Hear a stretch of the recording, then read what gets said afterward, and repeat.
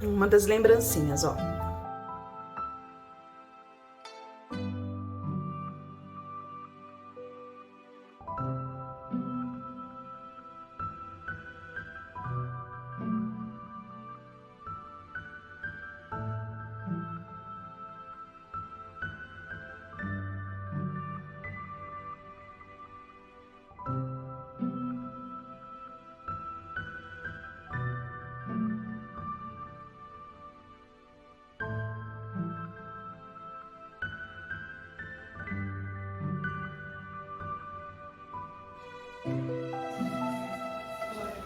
É uma de cada vez. Nossa, gente. Vamos lá, cabelo. Aperta de novo. Tem que apertar de novo.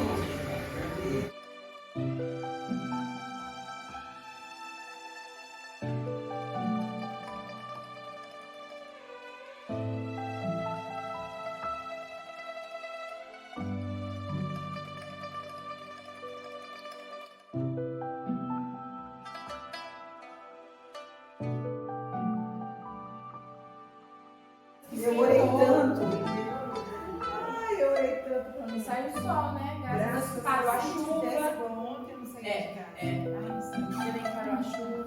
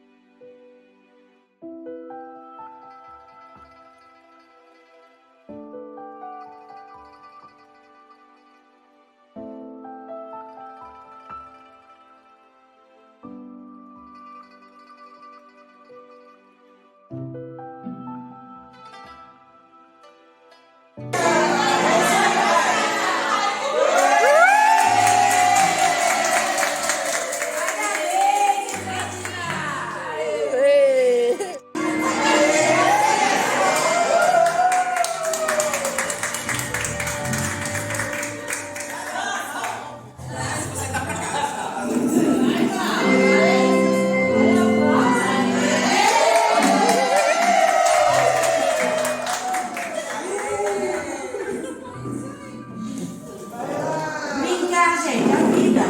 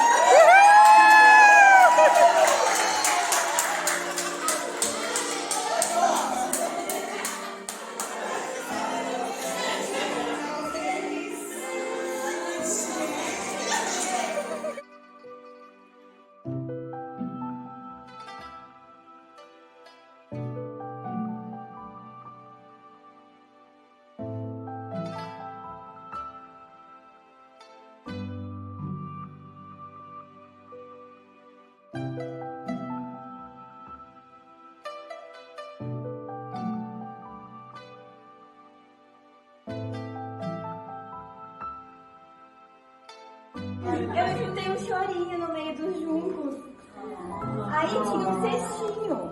Quando eu abri o cestinho, nesse cestinho tinha um menininho, um bebê menino. Quando eu olhei pro bebê, eu sabia quem ele era. Ele era um bebê hebreu.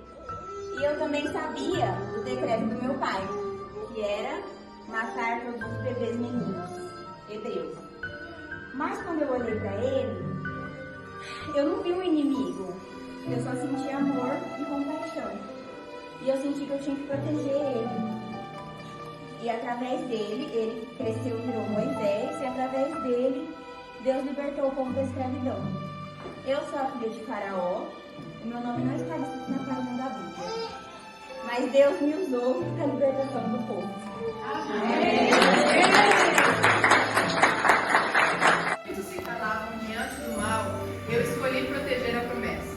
Fui uma princesa de Judá, filha do rei Jorão, esposa do sumo sacerdote Joiada. Com muita coragem, fugi do palácio, salvando a vida do meu sobrinho, o bebê Joás. Quando minha mãe, a rainha Thalia, descobriu que o seu filho havia morrido, a sede por poder tomou conta do seu coração. Ela decidiu destruir toda a descendência real. Crianças inocentes foram perseguidas. O palácio se encheu de medo, silêncio e morte. Mas em meio ao caos, eu vi um menino pequeno, vulnerável, e sabia o risco que corria se descobrissem que o que eu fazia, poderia eu mesmo morrer por conta disso. Peguei a criança no colo e saí daquele lugar. Coloquei o pequeno Joás e sua ama em um quarto secreto, no templo do Senhor. Durante 6 anos, ele permaneceu escondido. O menino ficou protegido no templo do Deus, sob os meus cuidados e do meu marido, sumo sacerdote Joiada. Durante os anos, enquanto Thalia governava o país, enquanto Thalia pensava que havia destruído a linhagem do rei, Deus estava preservando um rei em silêncio. Muitos conheceram Joás como rei, mas antes da coroa houve o esconderijo. Antes do trono houve proteção. Antes da promessa aparecer publicamente, alguém precisou de coragem de guardar um segredo, e fui eu essa mulher. Talvez ninguém estivesse vendo os meus atos. Talvez o meu nome quase não fosse lembrado, mas o céu viu. Deus tem promessas na nossa vida. Deus tem cuidado nas nossas vidas. E Ele nos protege e arruma certas formas para que essa promessa aconteça. Então fique firme para que Deus realize as promessas na sua vida.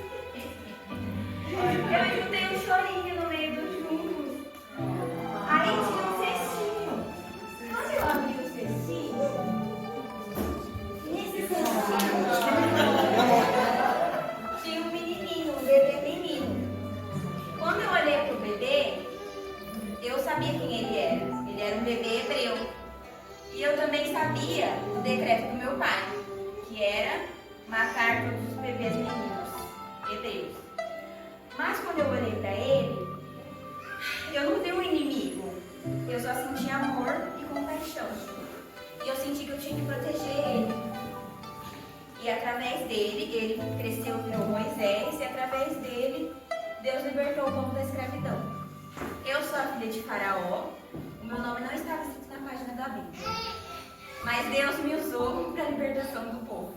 Amém.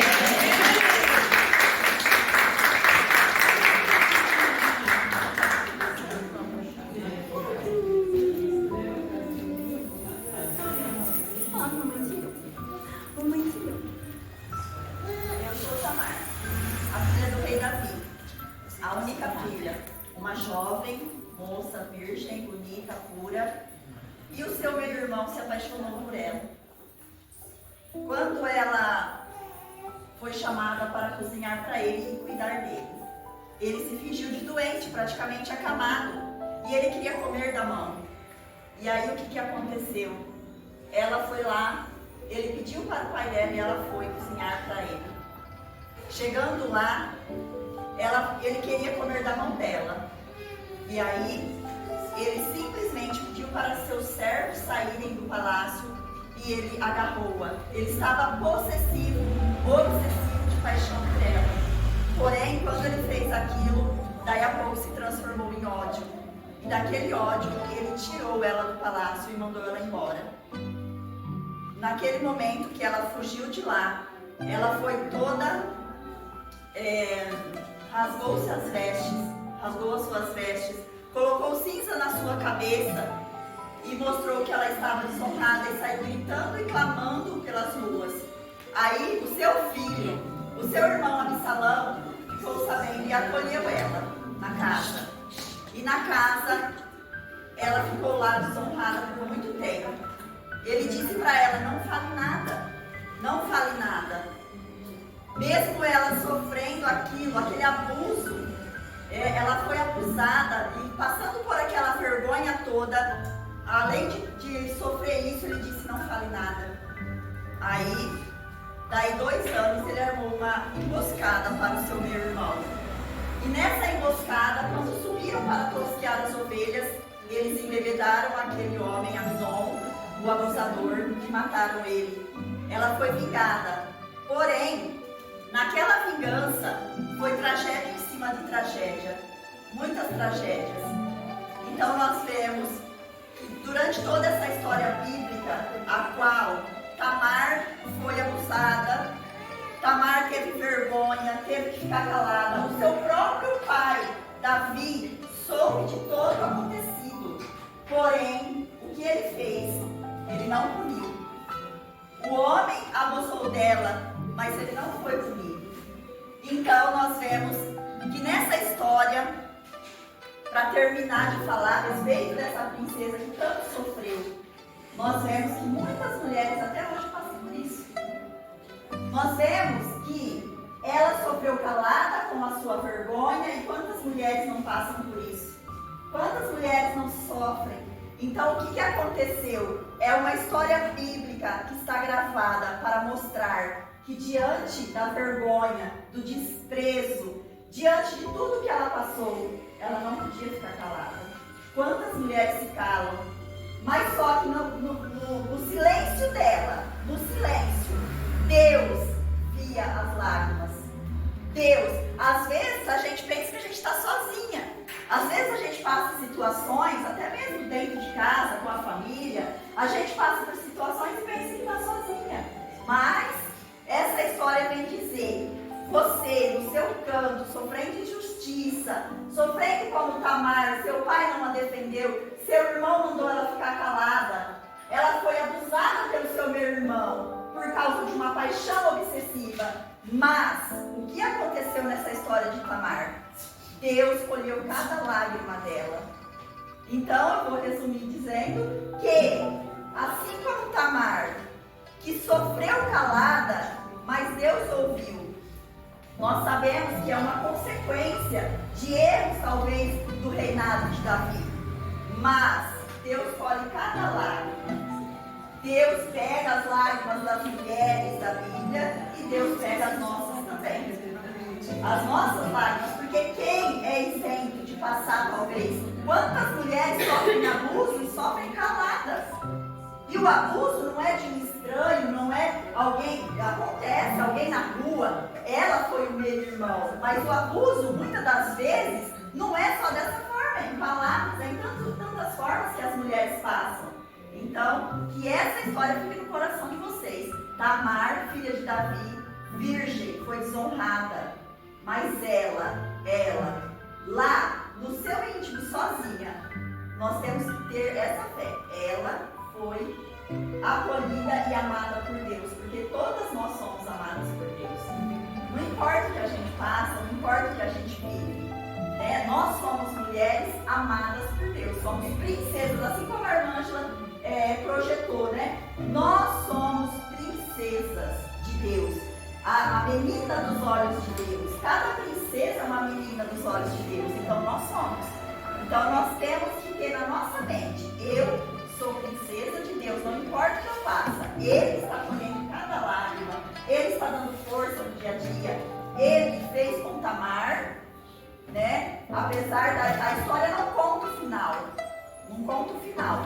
Porém, ela foi amparada por Deus. Isso é o que importa. Amém?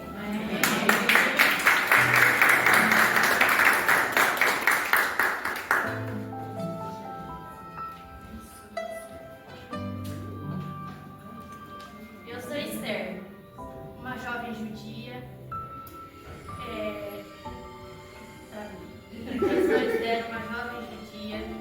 Filha órfã, porque meus pais faleceram quando eu ainda era pequena. Quando o rei Assuero da Pérsia me chamou no palácio porque ele pretendia buscar uma esposa, aquilo mudou meu destino e de todo o povo judeu.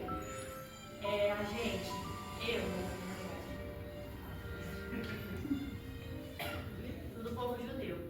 Com a minha bondade, a minha humildade, eu consegui conquistar o coração dele. Fazendo assim, eu me tornar a rainha.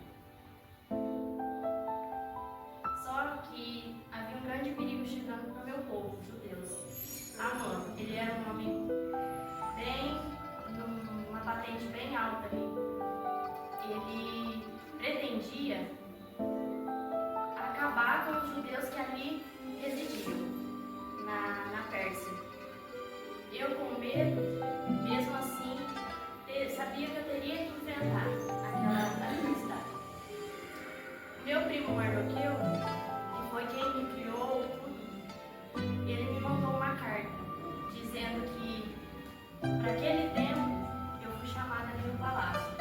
Porque eu teria um propósito de ajudar o meu próprio povo. O rei não sabia que eu era judia e morava ali na Pérsia. Então, quando eu fiquei sabendo de todo o plano de Amã, eu fui até ele.